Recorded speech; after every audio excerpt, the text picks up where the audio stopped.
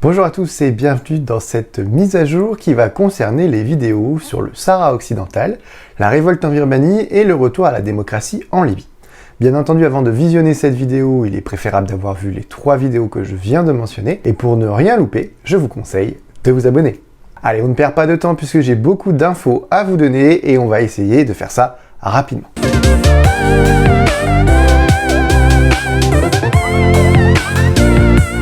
On commence par actualiser les vidéos avec le plus d'informations, à savoir celles qui concernent la Birmanie. En effet, à la fin de la vidéo, nous étions une semaine après le coup d'État et la résistance civile se préparait. Et effectivement, la population birmane ne se laisse pas faire, mais à quel prix? Depuis ma vidéo, pas un jour ne s'enchaîne sans que la junte militaire au pouvoir ne tue des manifestants, et souvent par dizaines. Ce mardi, cela fait 100 jours que le putsch a eu lieu, les manifestations n'ont jamais cessé. Comme le souligne TV5 Monde, les manifestations restent quasi quotidiennes, même dans des villages reculés. L'ONG birmane AAPP, Association d'assistance aux prisonniers politiques, recense au 10 mai 781 manifestants ayant perdu la vie alors qu'ils réclamaient la fin de la dictature et le retour à la démocratie. D'après un article du Télégramme, l'ONU s'alarme d'une forte augmentation de la pauvreté liée à la conjugaison du Covid-19 et à la crise politique. La moitié de la population pourrait se retrouver sous le seuil de pauvreté en 2022, un recul de 16 ans selon le programme des Nations Unies pour le développement. Les condamnations internationales se multiplient, mais rien de réellement impactant, puisque pour contraindre la junte, il faut l'accord de la Chine, et comme la Chine est le principal soutien de la junte, et qu'aucun gouvernement ne veut froisser la Chine, c'est une situation sans fin. Comme vous pourrez le lire dans l'article de la Tribune, des sanctions financières visant à bloquer l'arrivée de fonds dans les conglomérats dirigés par des personnalités de la junte militaire ont tout de même été prises par les États-Unis,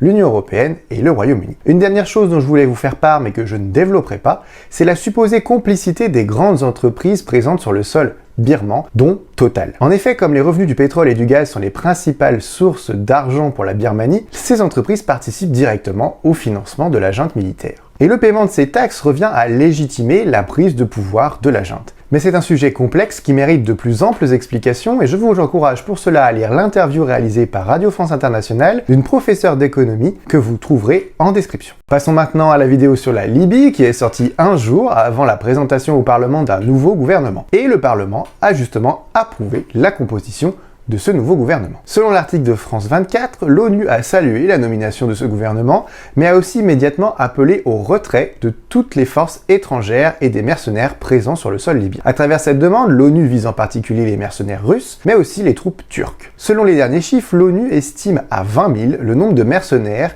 ou de militaires étrangers présents en Libye. Parallèlement, et cela peut paraître contradictoire, l'ONU s'inquiète de la dispersion de ces mercenaires dans les pays frontaliers à la Libye. Et cela aurait pour conséquence de déstabiliser des situations politiques qui sont parfois fragiles. Signe que les relations internationales s'apaisent, le président tunisien Kais Saied a réalisé une visite d'État à la mi-mars, comme nous en informe TV5 Monde. Dans cet article, il est aussi rappelé que cette visite est purement politique, malgré le fait que le milieu économique tunisien réclame une relance des échanges commerciaux entre la Tunisie et la Libye. Pour rappel, le Premier ministre libyen n'est là que pour assurer une transition vers des élections démocratiques qui doivent se tenir en décembre 2021. Avant de passer à la mise à jour sur le Sahara occidental, pensez bien à vous abonner.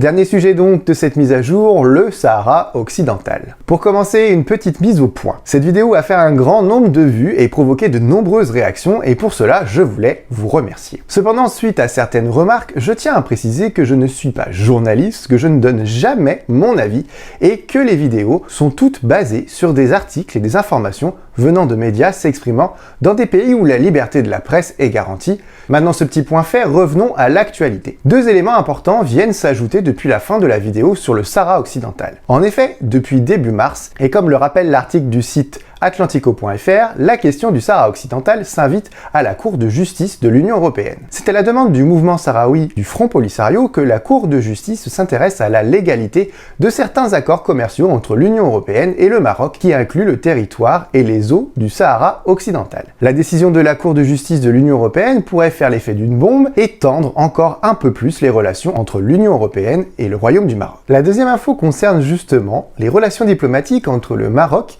et un des pays moteurs de l'Union européenne, l'Allemagne. En mars, les premières tensions se sont fait ressentir. Et ces tensions interviennent surtout après la non-prise de position de l'Allemagne sur le dossier du Sahara occidental. Après avoir critiqué la position américaine de reconnaître la souveraineté du Maroc sur le Sahara occidental, l'Allemagne avait refusé de se positionner officiellement sur ce dossier. La position de l'Union européenne sur ce sujet est aussi la principale source de tension entre le Maroc et de nombreux pays européens comme l'Espagne que j'avais évoqué lors de la première vidéo. Le 6 mai, le Maroc a décidé de rappeler son ambassadeur en Allemagne. Selon l'article du Monde, le ministère des Affaires étrangères marocain écrit dans un communiqué que, je cite, la République fédérale d'Allemagne a multiplié les actes hostiles et les actions attentatoires à l'égard des intérêts supérieurs du royaume. Le communiqué indique aussi que le ministère reproche à l'Allemagne le fait que le Maroc ait été écarté des négociations autour de la Libye. Les relations internationales du Maroc sont en train de se tendre avec bon nombre de pays. En effet, outre l'Allemagne, les relations avec l'Espagne qui n'étaient pas déjà au beau fixe se sont encore un petit peu plus tendues suite à la discrète hospitalisation du chef du Polisario en Espagne pour faire face au Covid-19. Les relations avec l'Algérie se tendent aussi en raison d'un différend au sujet de la frontière commune dans la zone de l'oasis d'El Arja, sujet que je ne développerai pas dans cette vidéo. Une situation qui se complique donc pour le Maroc, en manque de soutiens internationaux. C'est tout pour cette mise à jour, à la prochaine pour un nouveau grand format, et en attendant, prenez soin de vous.